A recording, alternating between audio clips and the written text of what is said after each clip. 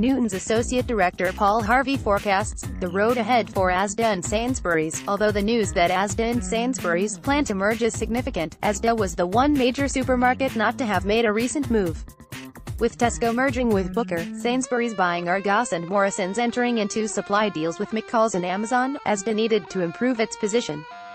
However, Asda has provided consistent profit for Walmart over the past decade at the expense of longer-term growth, so it makes sense for the group to sell now. Convenience is crucial. We know that convenience is the biggest driver for consumers, so it's interesting to hear that there will be no planned store closures as a result of this merger. Newton research found that almost half, 47%, of shoppers rank convenience as their number one priority, with price being the fourth biggest driver, 27%. This statement may be preempting a likely demand from the CMA that no stores are closed, and instead must be sold to a competing grocer.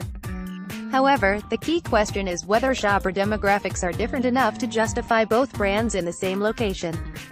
This means that in some places where Asda and Sainsbury's overlap, and there's no outside competition, it may well be more profitable for the group to close one store. Our research found that where there are two stores with similar propositions in the same area and one shuts, operating costs are halved and at least 50% of that store's revenue will flow to the remaining site.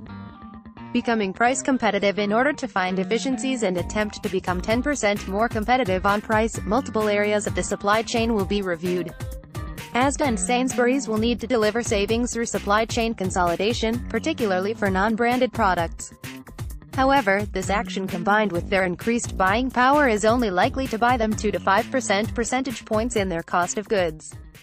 Larger savings will only be made if they are able to combine areas of their product ranges, creating a net reduction in the number of products for an individual supplier and a decrease in the total number of suppliers.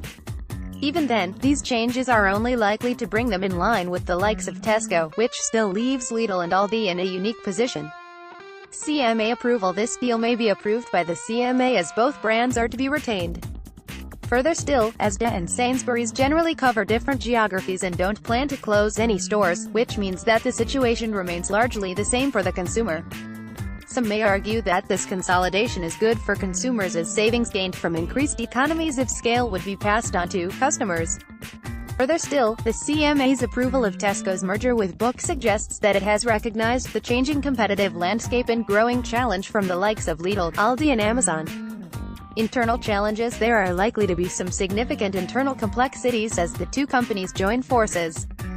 For instance, merging the Walmart IT systems with Sainsbury's is likely to present a challenge, with £600 million earmarked for incremental capex primarily to migrate IT systems.